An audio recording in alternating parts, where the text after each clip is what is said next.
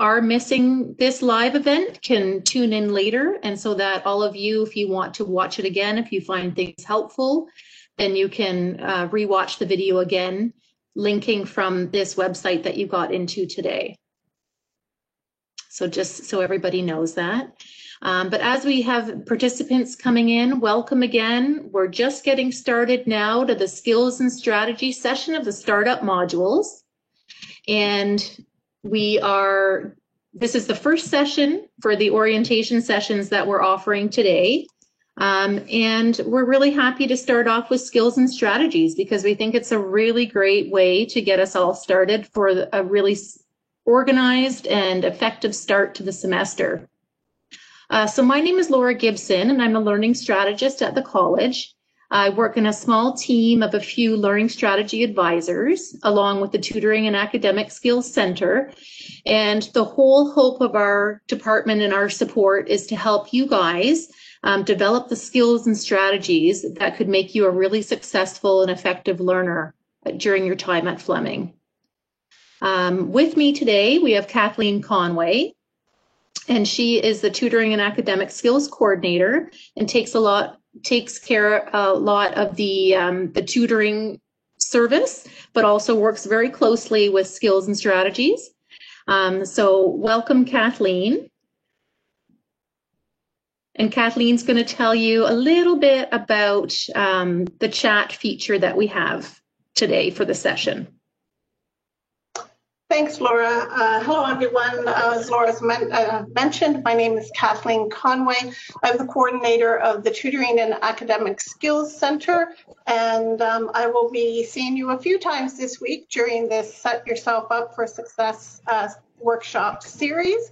And before we get started today, I just want to make everyone aware that there will be some question and answer functionality that you can access, as well as a chat function.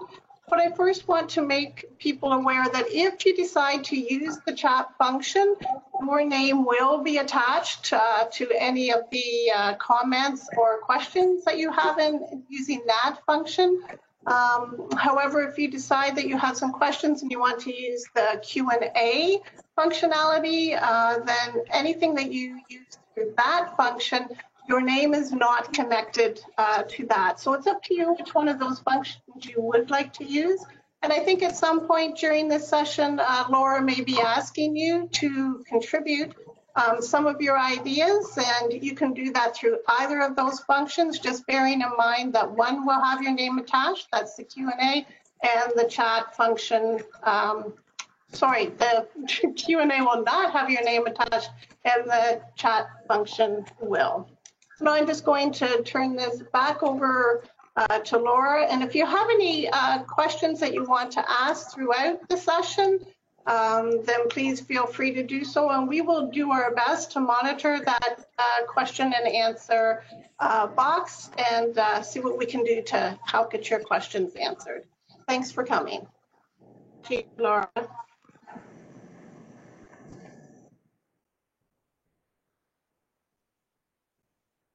Okay, thanks everyone. We're just waiting for the PowerPoint here to load again.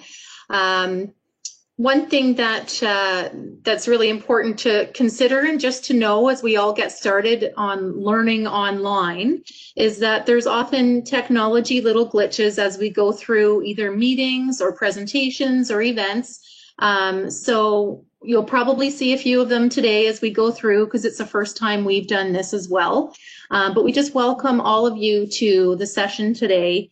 We're hoping that you can get to know our faces, get to know our names, get to know us a little bit as key people to help support you as you get through your first semester. So welcome everybody.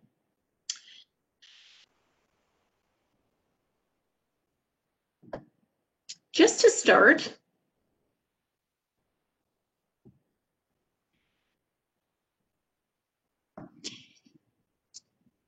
there are 3 objectives that we have for today's session.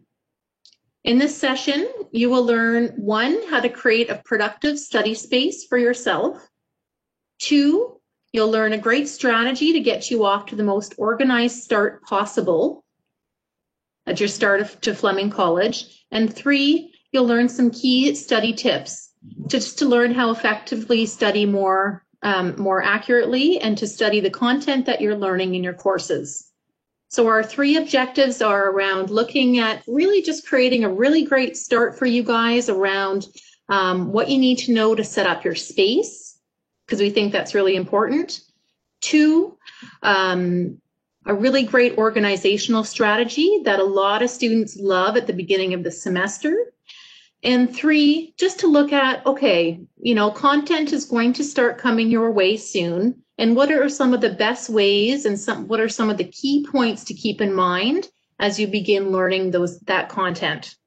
And with those 3 things, we hope that we'll be able to help you get off to a really good, positive, and effective start.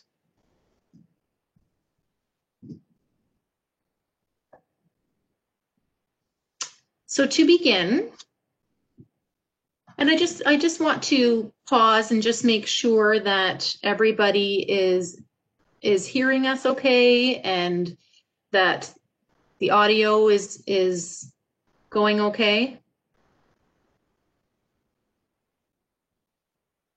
Wonderful. Okay. Great. Thank you, everybody. Just always good to check in, because from this point, it kind of feels like I'm just talking to a screen. So thank you. That helps. Okay. So getting started, I think what we've all noticed in the last little bit when everything has kind of gone online since COVID hit, and we've all most of us have moved to our home environments to be productive and get to work, that we've really had to carve out our own space at home that lends to a successful, productive time.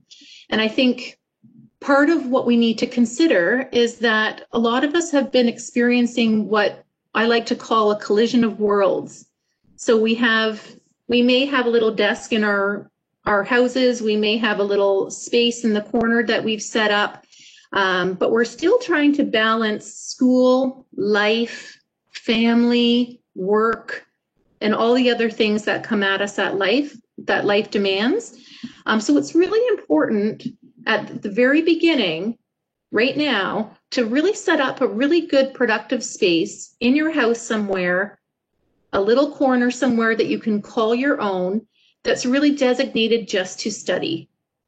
Because once we start to sit there and eat and watch TV and even sleep, we start to collide our different worlds, and it makes it a lot more difficult to sit and actually get to work when you sit down and try to get going. So in order to keep your focus and your concentration and to maintain wellness, we really do encourage all of you to create your own customized personal space for study. I would like to show a video, and I'm hoping that the audio is okay for it. And it's really just about key things to keep in mind when you do create your own study space. So I'm going to ask you for your feedback too on audio.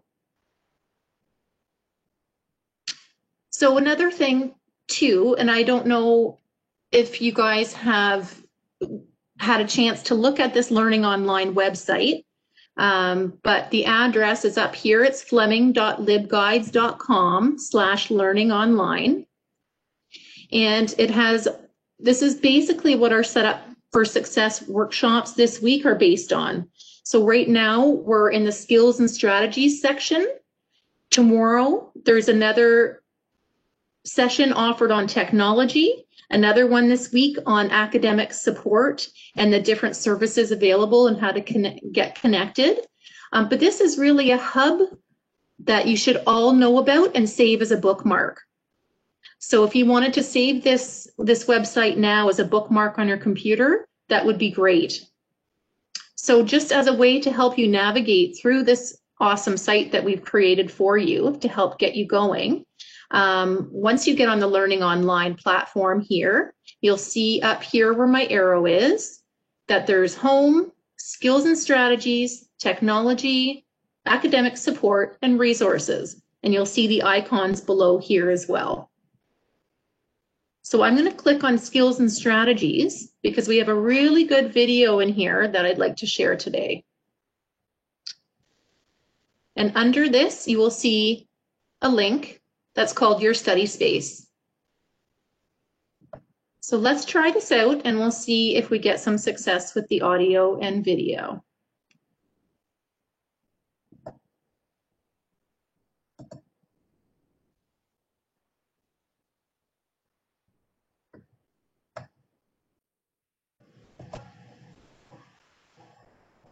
Hi guys! Today I'll be giving you some tips on how to create a productive workspace. My first tip, if it's possible within the space you have, choose one space that's dedicated only to work. This way your mind will associate the small with studying and doing, just focusing and journaling. That way it'll be easier for you to slip into the focus mindset whenever you sit down. Tip 2, use natural lighting. Natural sunlight benefits like vitamin D, sleep, and also increases productivity.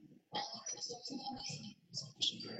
If you can't use natural lighting for example if you're studying at night, make sure your space is well lit with a lamp that don't be distracted. Tip 3, use Google Storage Notebooks. This way everything is easy access. It's not hard to put things out on the stack. It's just take a quick zap and Google Storage Notebook.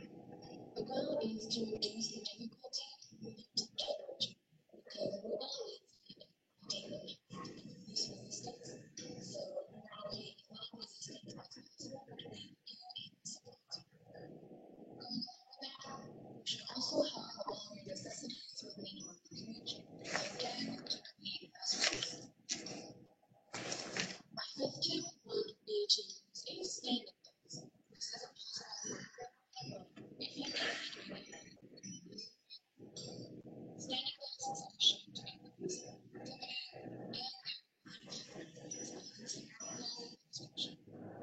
Another way to make it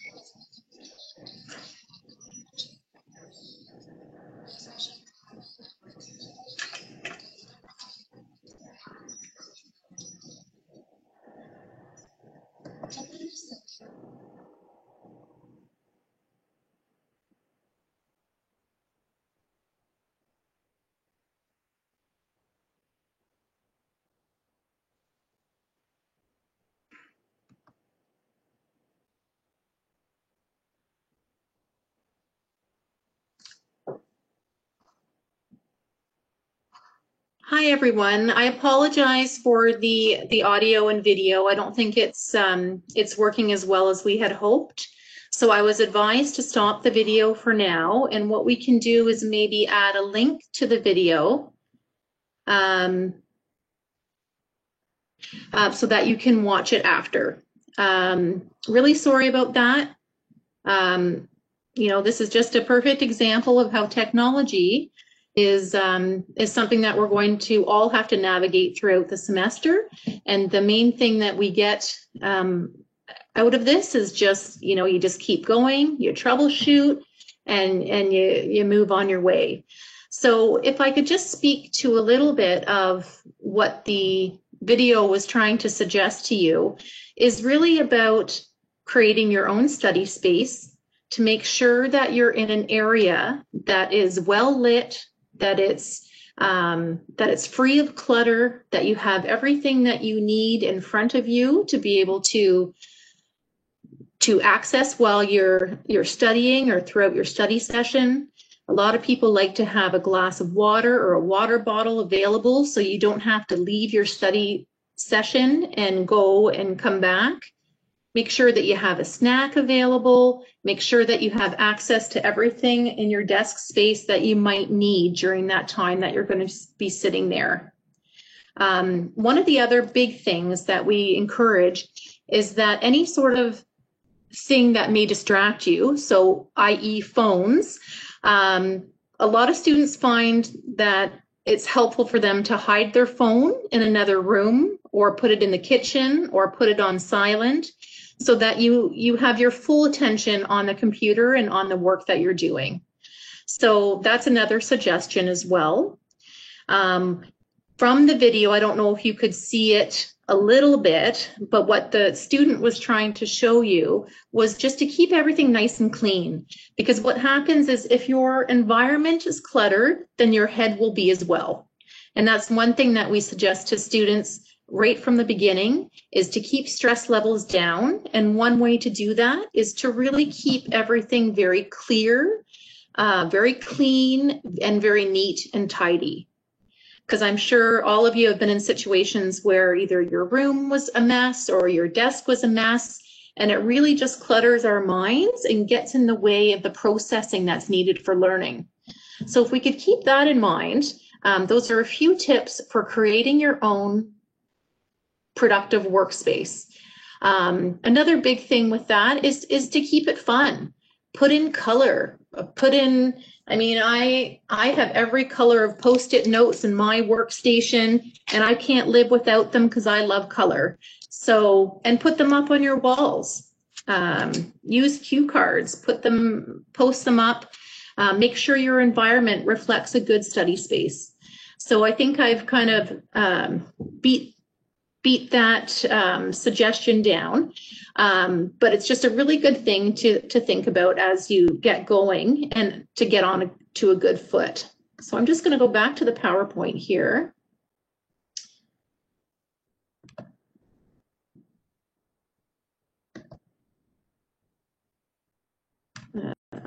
Don't worry, I'm not going to play the video again, but it will be available for you.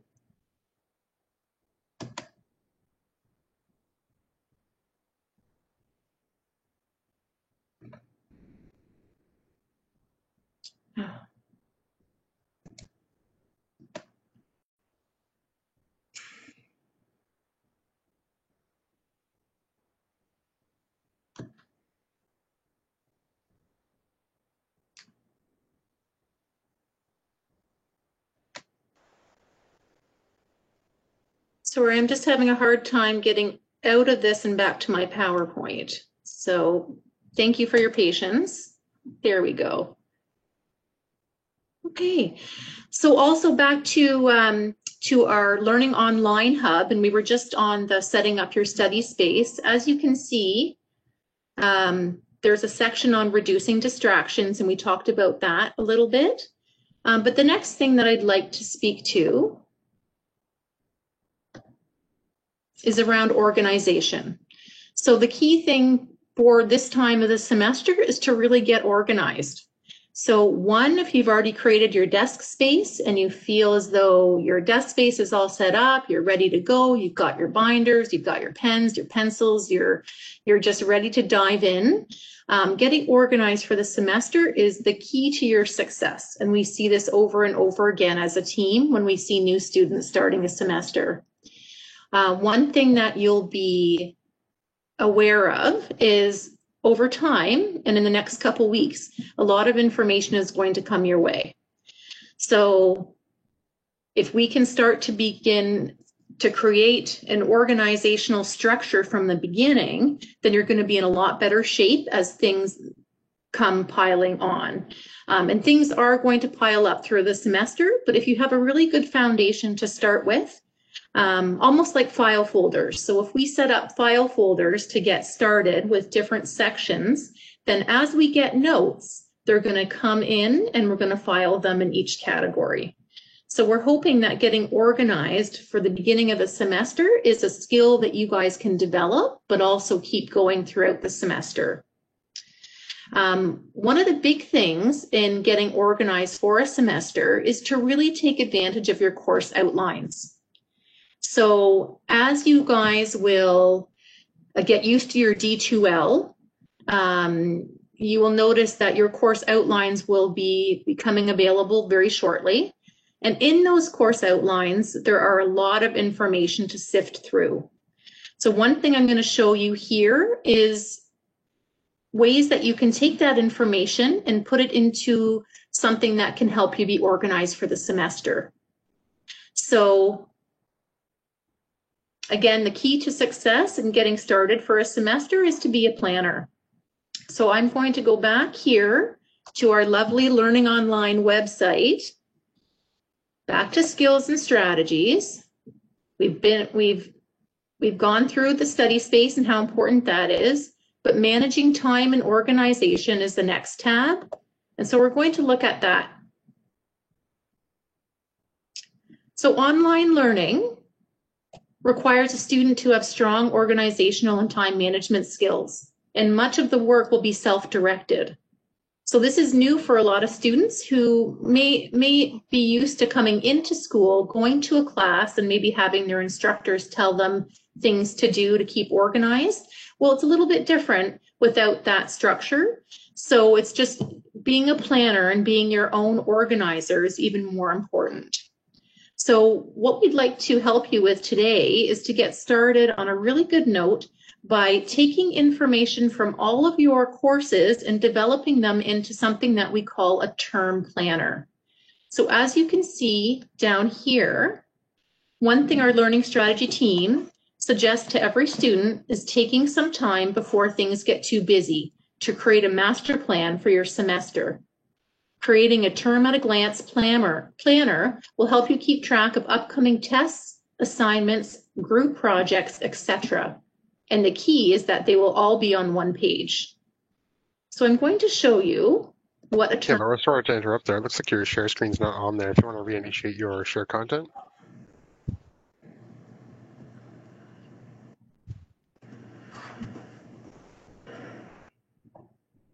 Thank you.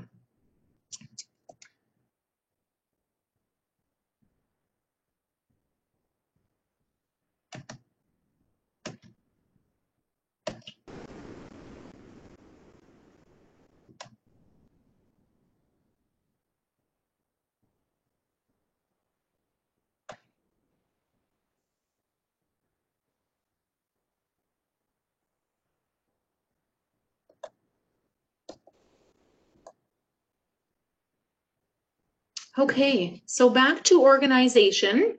So I've been just chatting a little bit about how it's really important to be your own planner, your own instigator, your own keep charge person for the semester.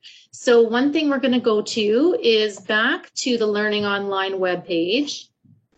And now we get it with visuals here, and I'm hoping that everybody can see this now. And back into skills and strategies, managing time and organization. And we'll see that down here, one of the first things that we do suggest is creating a term planner.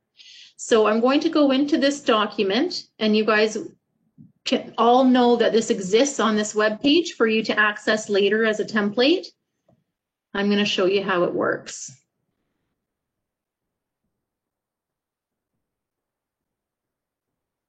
So when you click on that file, what will come up is something that looks like this.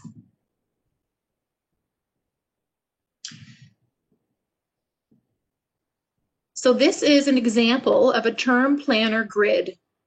And what I've attempted to do today is just to show you how you can take information from your course outlines and bring it into a grid format. So I will go and show you a sociology course outline in a minute to show you how I got this information. But basically what I wanted to show you is what this kind of grid could show. Hey, Laura, are you able to share this application now? You were sharing your browser before, so if you want to stop the share and go back to the share option, you should have the option to share this application, which will show your timetabler here.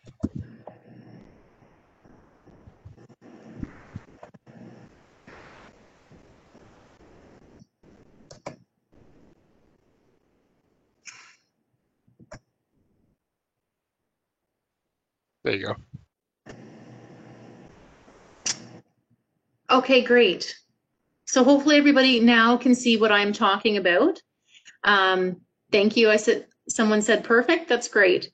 Okay, so some of this information we got from the course outline of an introductory an introductory sociology course where we've taken information from the section called Learning Plan, where it outlines all the things that you'll have to do from weeks 1 till 15. And slowly we've taken that information out and put it on a grid.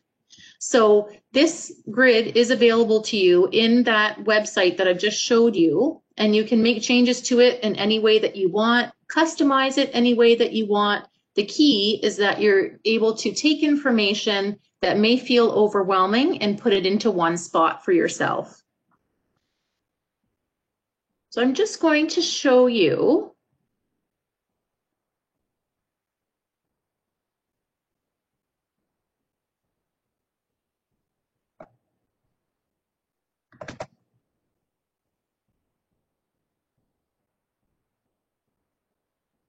an example of a course outline.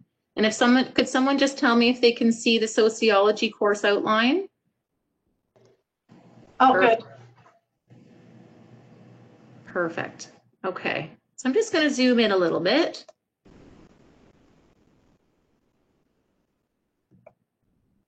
This is just an example. I don't know if you have introduction to sociology, but it's just a good example of a regular course outline, something of which you'll see with all of your courses. So through your D2L and through your portal, you will get information like this for every single course that you're enrolled in.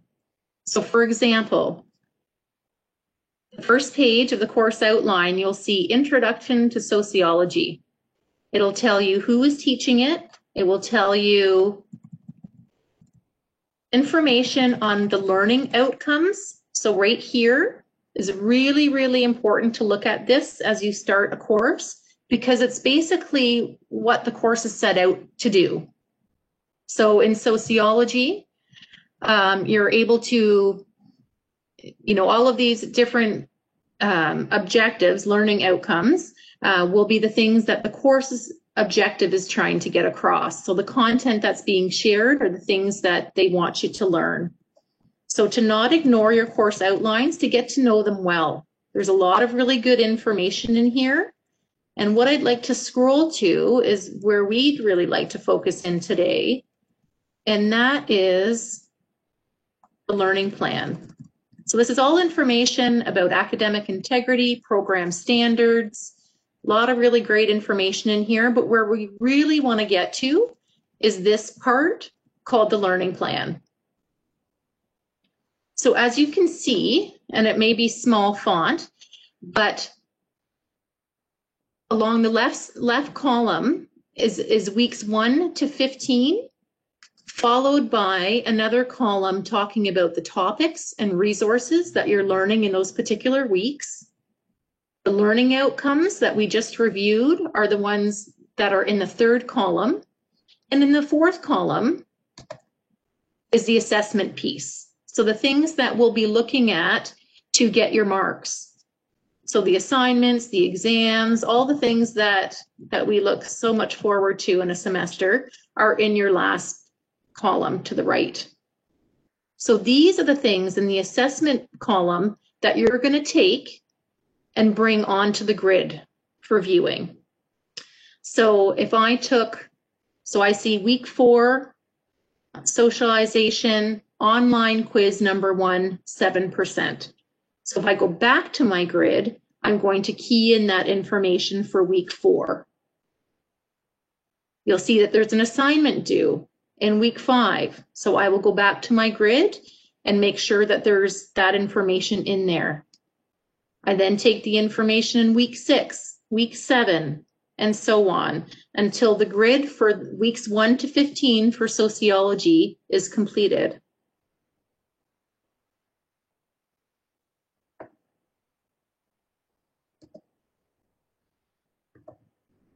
I'm just going to go back. It's my grid. And can everybody see that now? All good, Laura. Okay.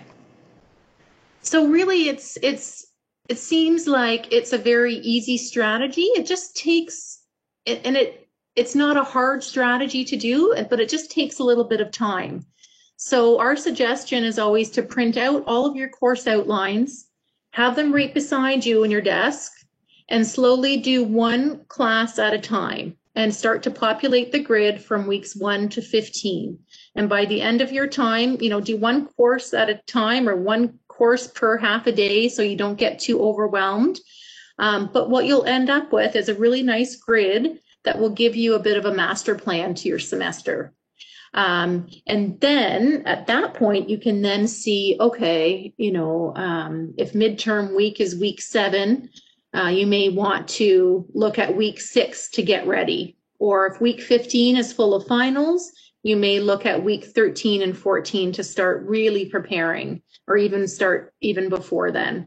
So it allows you to kind of see the busyness of the weeks coming up, but it also allows you to be able to see what's coming up, and to also print it off, and you can check it off or you can use it electronically. But it just really allows, kind of like a GPS, when you go somewhere, you don't really know how you're going to get there, but it kind of tells you the little steps to get towards your destination.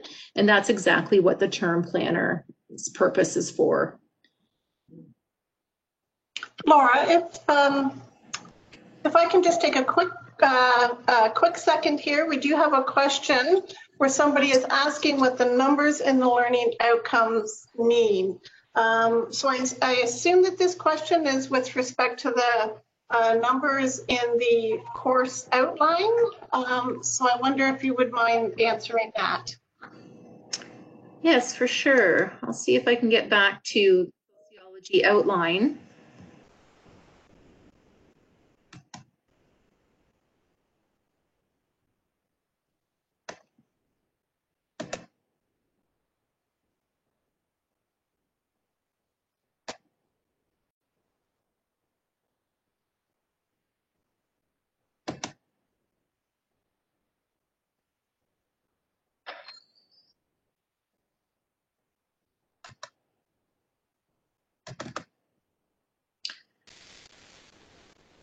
Okay, so what we're looking at in terms of the learning outcomes, and it's a great question, and a lot of people do ask it, is basically the learning outcomes are what your faculty have decided as the most important things that they want you to learn from your course, from their course. So if we go down here, and I'll just zoom in to learning outcomes. We aren't seeing that on the screen. What did you do last time to get that going?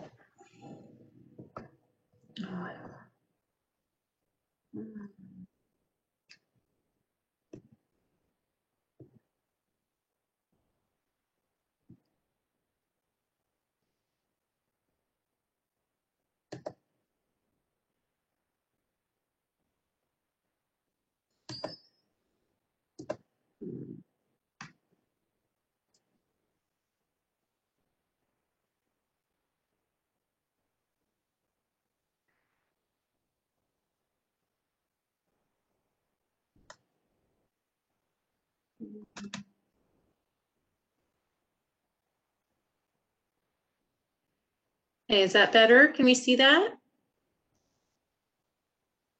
Not yet. I have a gray window.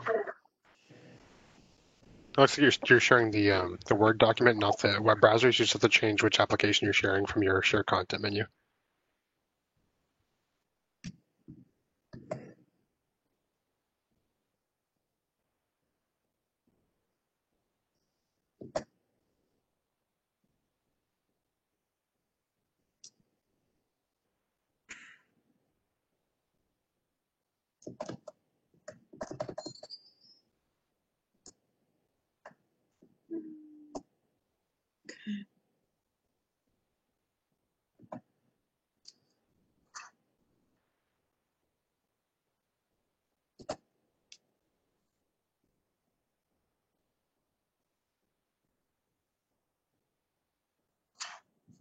Okay, so I'm just going to try to explain this the best I can, because that doesn't seem to be coming up. is that when we look at learning outcomes, it's really the things that your faculty have decided that they want you to get to learn across the length of the term.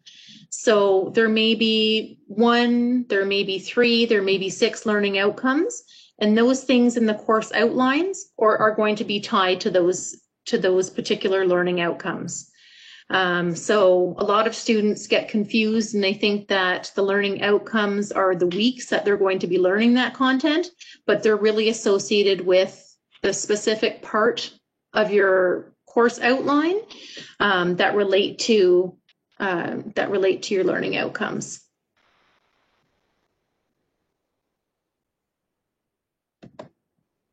I'm just wondering if there's any more questions at this point. I do have a question. Somebody is asking if you can show us where to find that grid again. So the term planner, and I do have somebody else who has a similar question. They're having a hard time opening that themselves. So if you could, looks like you've got your browser up and going here. I can see that now. So if you wouldn't mind going just to the Learning Online and showing where those documents, term planners, and that sort of thing are. Sure. And great question. There's lots to navigate. So it's really important, again, as I mentioned before, that if you wanted to bookmark this tab so that you just have it available when you need it. Is everybody seeing my screen right now, but Learning Online website? Okay. So under skills and strategies, if we go in here, then there's a whole bunch of topics along the top. The first one around study space. The second one is around managing time and organization. So if we click under that, we're going to get a lot of information and resources around time management and organization. So to access this grid,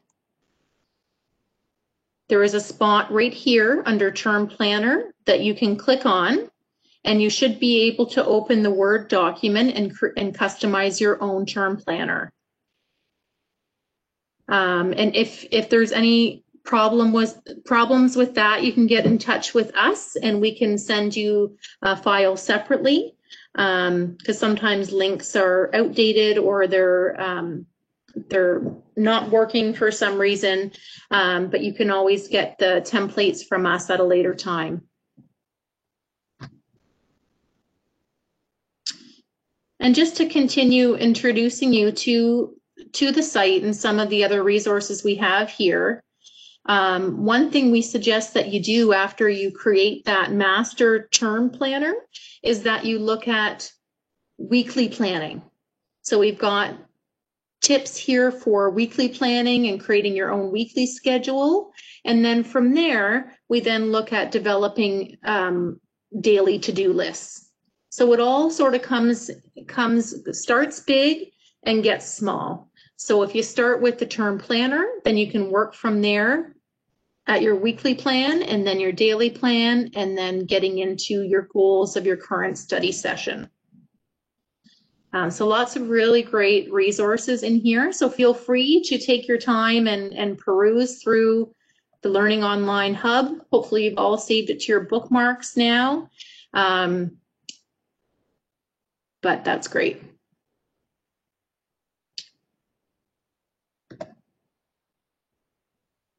Okay, so getting organized for the semester. So we've talked already about our first two objectives. So if we're looking at learning outcomes, right, the first two that we've talked about for the session is really getting your desk set up and your space set up, and then getting organized for the semester, and then looking at some study strategies. So the next part is to look at study strategies. So one thing I'd like everybody to do right now, if this can work,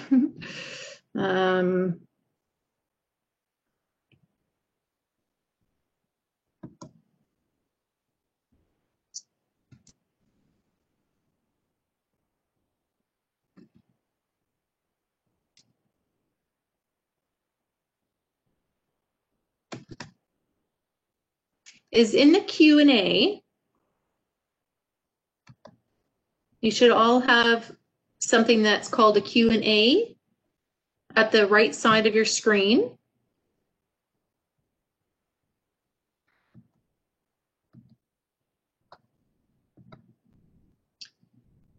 And if you could enter in, and Kathleen, maybe you can help me with this.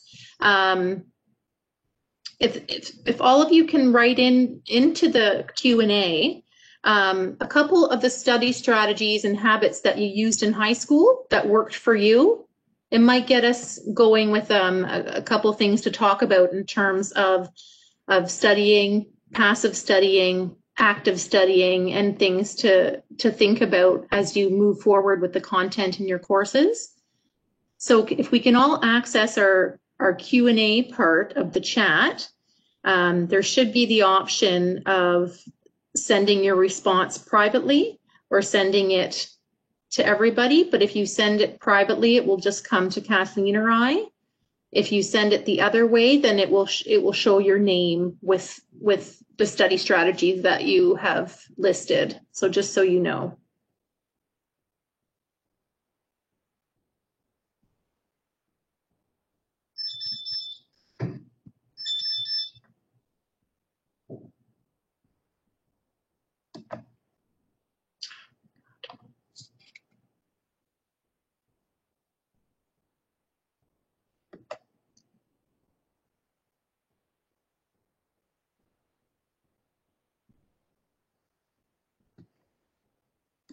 Are we getting anything in there, Kathleen, for Q&A?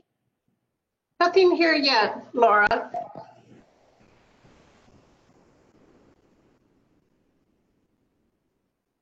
Okay, so a lot of, as people can maybe provide some examples of the strategies that you've used in high school that have helped you to be successful, let's spend a little bit of time thinking about some of the main things around starting college and the things you need to think about and with regards to really becoming an active studier. We find that a lot of students, and Kathleen, if things get put in the chat, maybe you can just let me know and we can bring that into the conversation. But a lot of students coming out of high school, we often notice they come in and they say, yeah, I've highlighted my notes, I reread my notes, and that's really a lot of what we do to study for tests or to study for quizzes. So what we try to do is really get students to think about what the difference is between passive studying and active studying. So our big messages that we like to get across to students right from the beginning is to be the most active learner and most active studier that you can. So highlighting can be good and reviewing your notes can be good, but we also suggest that you do more with that content than just highlighting and rewriting. Can you take that content? Can you put it on cue cards? Can you ask yourselves questions about it? Can you ask each other questions about it? Is there a way you can form a study group and come up and prepare your own tests, right? To self-test to see how well your knowledge is. All of those things that where you're really taking the content and working with it, we call active study strategies. And those are the things that we really want to make sure you're aware of today, that many of you have probably already done in the past, but they are the real parts of learning that are going to get you to remember the content and remember it come test time and do really well in your tests. So it's not really about studying hard and rereading and reviewing and review and highlighting more and making more notes. It's not really about that. It's really about studying smart. So if you're learning about something, to ask yourself, okay, I'm learning about the mitochondria in biology. What do I know about mitochondria? What do I know about, how does that connect with other things that I may know about biology? What did I learn about biology in high school? So you're always trying to connect the dots to things that you've already learned in the past to strengthen that learning. We do have quite a few actually coming in now. Laura, do you want to hear what some of the students are telling us? Oh, sure. Okay. So we have using cue cards, using a whiteboard, keeping a notebook for each course, summarizing chapters to review before tests and exams, finding or making a quiet space, marking due dates and assignments in calendars, studying in a group with a few friends, quizzing one another, and using Kahoot. Wonderful. Someone's writing out their content a lot and writing out things that they have trouble remembering, writing it out over and over in a few places. Someone's talking about repetition, quiet space, lots of coffee. Someone else physically writing down topics she's struggling to remember. Another study group helping to teach one another and testing one another. This person has commented that she finds that teaching really helps her. We have another person talking about creating a rhyme to remember notes, saying content out loud, and making tests for themselves with PowerPoint, sharing with other students, studying with music, funny sayings to help you remember, all kinds of great stuff in here. Watching YouTube videos, studying on a daily basis, revising the topic that was taught during the day so they can clarify concepts, using an agenda, and writing down questions to quiz yourself. So lots of great suggestions. Oh, and I missed mind mapping. Mind mapping. I'll leave those with you to comment on. Wow, those are all really, really great strategies. And I'm really impressed that those are coming in at the very beginning of the semester. So it sounds like people have tried different things, and it sounds like there's a lot of really great ideas and suggestions out there as to how people have used strategies in the past to learn the content. And a lot of them are really, really much on the active side of learning, which makes us really happy to think about that you're taking the content, that you're asking questions of it, that you're quizzing each other. The best thing about learning is really, you may read it, but do you really understand it? Are you really understanding it? So the big piece of that is around discussion, group study. Oftentimes the people that you work with point out something that you've never thought about before, and that can deepen your learning, right? Taking a lot of the text that you're learning, and because you get a lot of words, but taking that text and putting those into visuals, right? So using mind mapping, using things like charts and different ways of organizing the information is just going to help you and your brain understand the information even better. There's a lot of talk out there around how every student has a different learning style. We like to create and encourage learners to be adaptable learners. So to think about any way that you can get the information in, and the most diverse ways, so through visuals, through YouTube videos, through discussion, all of those things can be really helpful. Whether or not you consider yourself a visual learner, a kinesthetic learner, an auditory learner, we all have different capacities. But the idea that we like to encourage is let's be adaptable learners. Let's take in information in a whole bunch of different ways. And then put it into a form that we understand the most. The idea of using cue cards is a really good one, because what that can do is while you're testing, you really start to understand what you know and what you don't know. And that's really important to understand as well. One thing somebody had mentioned was talking out loud, and that got me thinking of the difference between input and output.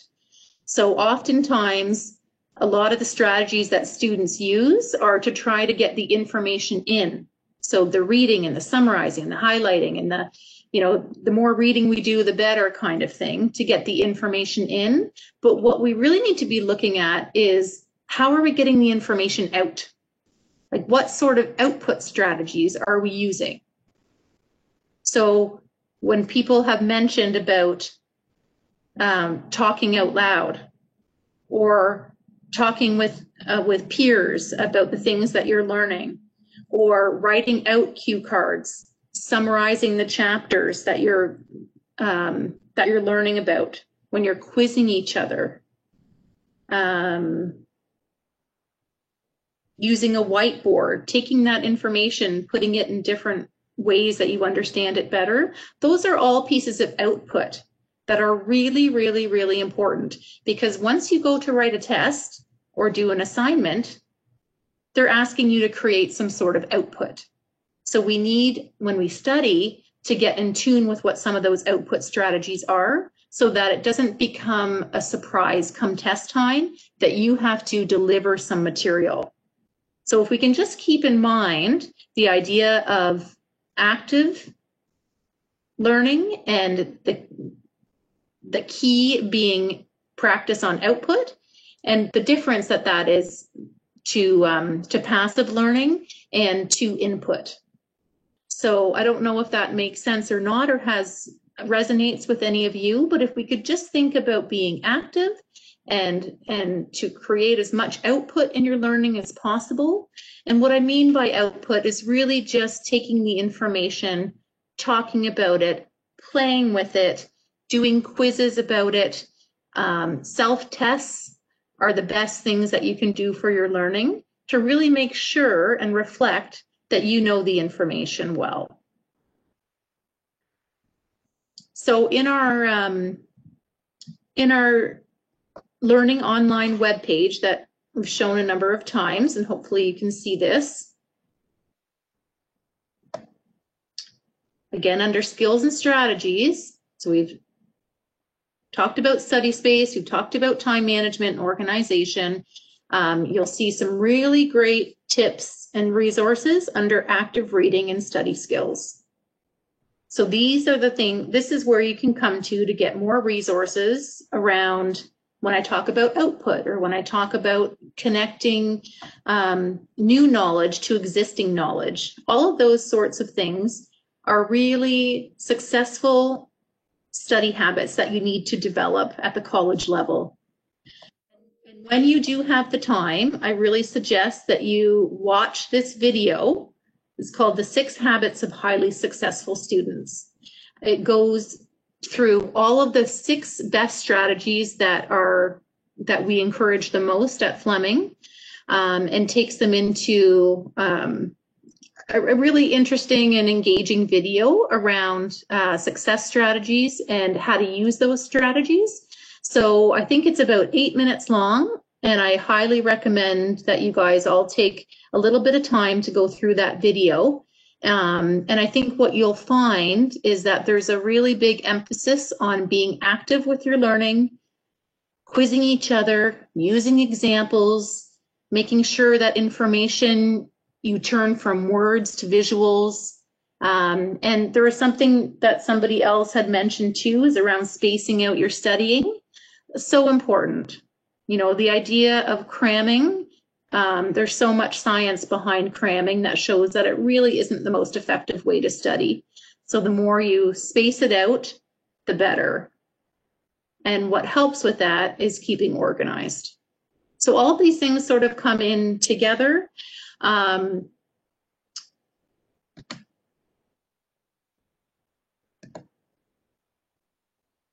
So setting up your desk space, getting organized, and really learning how to approach your studies and the content that's coming your way is really what we wanted to get through to you today, is just some ideas behind those 3 things.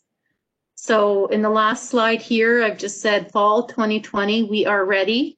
And I just wish all of you a really great start to the semester. We're here for you. There's sessions happening all week for orientation and for transition. So I've included the web page right here.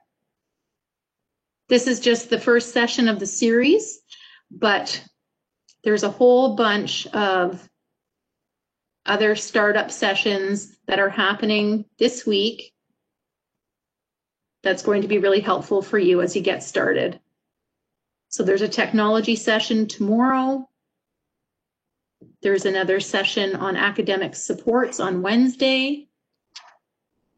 One on diversity and inclusion on Thursday. A session on student life and opportunities on Friday. And then for students who would like to know more about accessible education and academic accommodations, there is a session tomorrow happening at 4 p.m.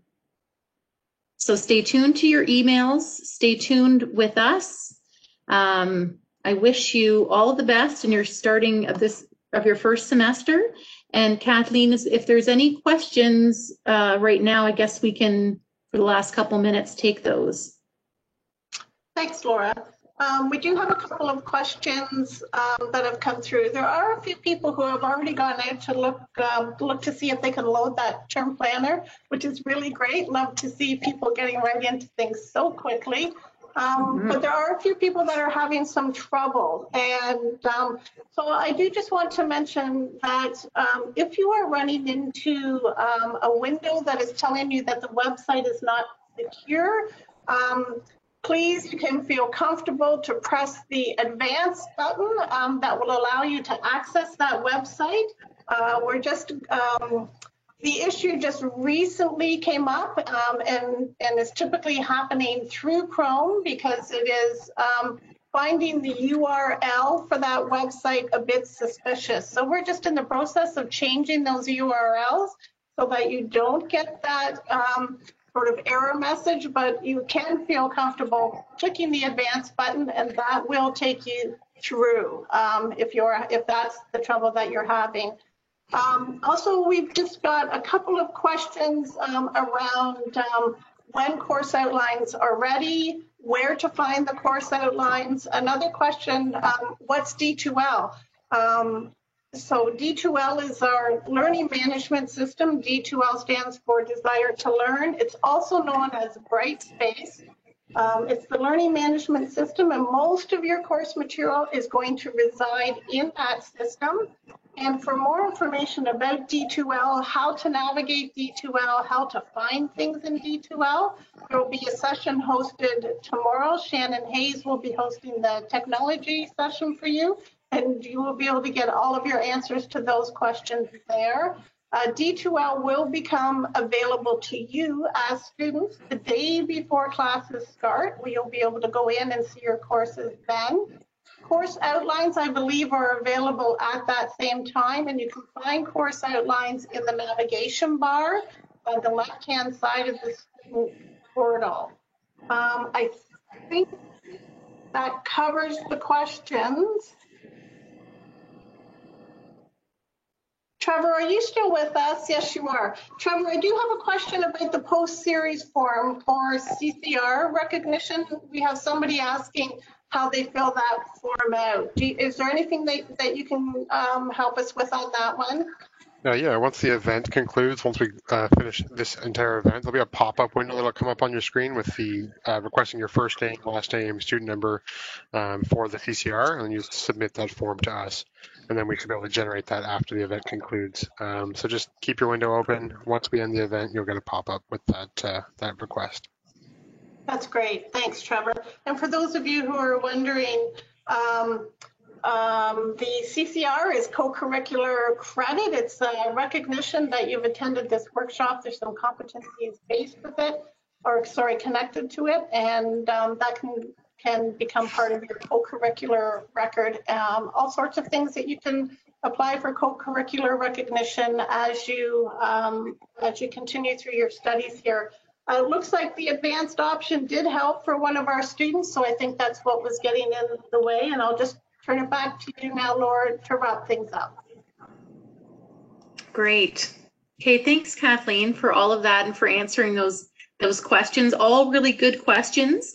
And I just encourage you to keep asking questions. It's the best way to kind of get to know what you need to know, and don't be afraid to ask them. There's a lot of questions around a lot of technology, a lot of questions around your faculty, your programs, your life as a student. So keep the questions coming. I think you'll find that there's a lot of staff here that are really committed to helping you get off to the best start possible. So don't be afraid, and connect with us when you need to. So I guess that brings us to the end of our session today.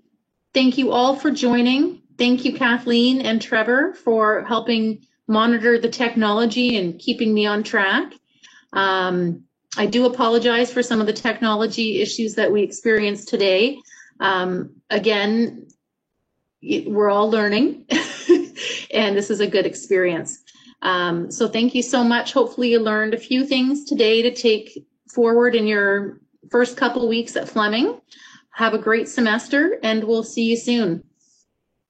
There are a couple more questions, if you don't mind. Sorry. Nice wrap up, but just a couple of things here.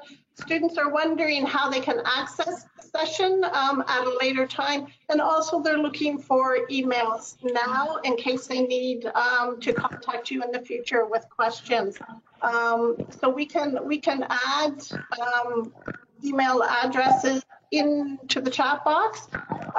And also on the session on Wednesday, accessing academic support, we will also provide you with all kinds of contact information, how to access services, when to access services, and the type of support that you can expect to get from those services. But we can, Laura, enter email addresses now, I think, into the chat box for anybody who wants them. And Trevor, I think these links are going to be available after the sessions, I think, in the same place. Is that correct? It's my understanding that they will be posting them to the same webpage that you joined the session at, using a watch session button once the marketing processes the recording, and then they'll post it to that website. Great, thank you. Okay, Laura. We'll go into the chat now. We'll add our email addresses for anybody who needs them. And then I'll give it back to you to wrap up again. Okay.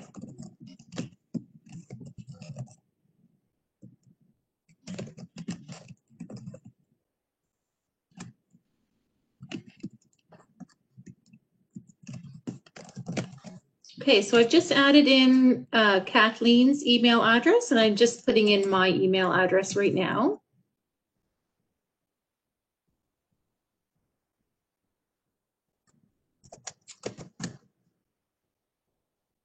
And again, as Kathleen mentioned, there is a session on Wednesday around academic support. So please join that one, and you'll have a better idea of how to get connected with us for more service and one-to-one appointments and different workshops coming up. So thank you all for joining. Have a great day and have a great start. Bye, everyone. Bye, everyone.